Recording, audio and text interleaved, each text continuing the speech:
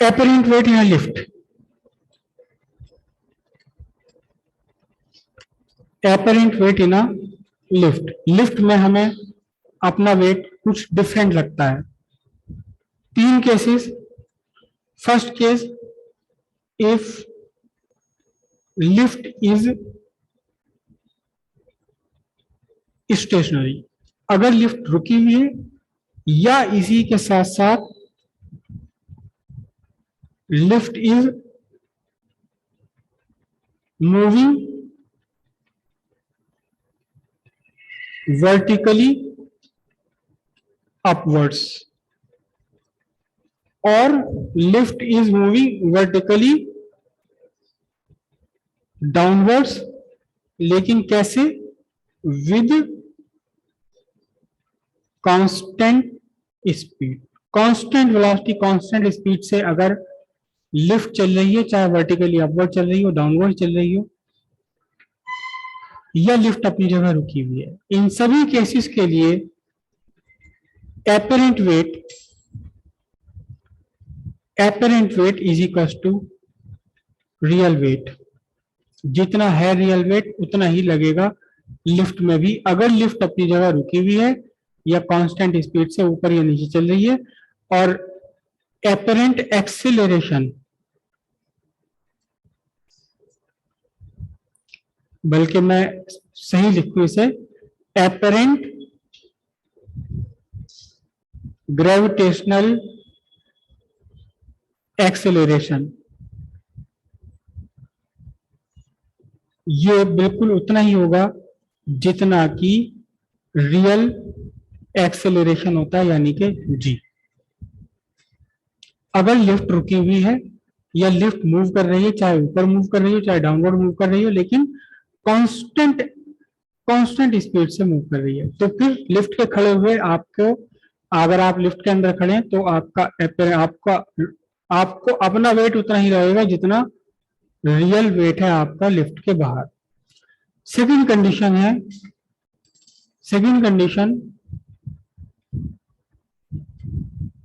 if lift is moving with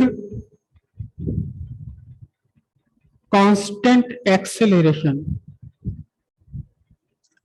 if lift is moving with constant acceleration, कैसी? upwards, constant acceleration a लिया है, तब आपको अपना apparent weight थोड़ा बढ़ा हुआ लगेगा। then apparent weight is equals to what? real weight plus m into a, m is your mass, तो रियल वेट कितना है? mg प्लस ma, और apparent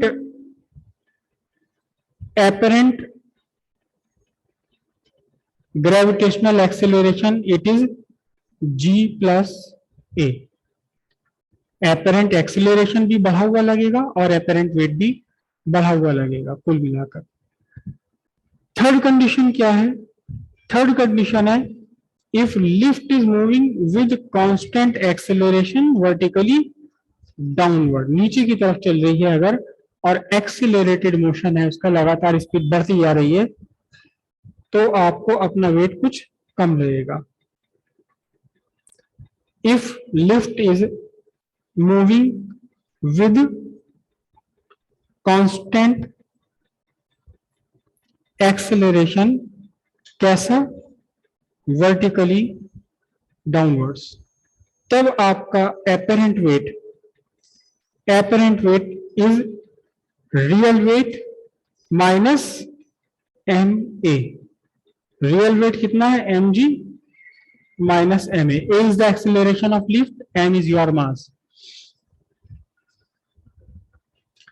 and apparent acceleration, apparent gravitational acceleration it is g minus A, मतलब कुछ कम लगेगा gravitational acceleration. इसी का एक और रूप है, इसी का एक और रूप है क्या? If lift is moving with constant acceleration कितना, इक्वल टू ग्रेविटेशनल एक्सेलरेशन, लेकिन कैसा, वर्टिकली डाउनवर्ड्स। तो उस केस में आपका एपरेंट वेट जीरो हो जाना है, बिल्कुल जीरो हो जाना है। And this condition is called weightlessness, weightless हो जाना बिल्कुल। और फिर एपरेंट एक्सेलरेशन कितना हो जाना है, जीरो, कोई एक्सेलरेशन नहीं रहेगा। इसी का एक रूप है क्या, if lift is moving with acceleration, कैसा acceleration, greater than gravitational acceleration, greater than acceleration, greater than X means A is greater than G. तो फिर apparent weight is M A minus, sorry, apparent weight M G minus M A. अब क्योंकि M A बड़ा होगा तो apparent weight is negative, apparent weight positive की बजाय negative हो जाएगा। और निगेटिव का मीनिंग क्या है, निगेटिव का मीनिंग है पर्सन, जो भी है लिफ्ट के अंदर, person will stick to the roof, उसकी छत पे जाके चिपक जाएगा। अगर लिफ्ट का acceleration vertically downward gravitational acceleration से ज्यादा है तो फिर इस लिफ्ट में जो भी पर्सन है वो यहां जाके चिपक जाएगा छत के ऊपर। कब, अगर ये vertically downward acceleration greater than gravitational acceleration. तो निगेटिव एक्सेलरेशन और एपरेंट एक्सेलरेशन भी क्या होगा, एपरेंट एक्सेलरेशन भी कितना होगा, निगेटिव होगा, कितना, जी माइनस ए, क्योंकि यहाँ ए की वैल्यू ग्रेटर है जी से, तो नेट एक्सेलरेशन, एपरेंट एक्सेलरेशन भी निगेटिव आएगा। यानी वर्टिकली डाउनवर्ड एक्ट ना करके net acceleration vertically upward act कर रहा होगा।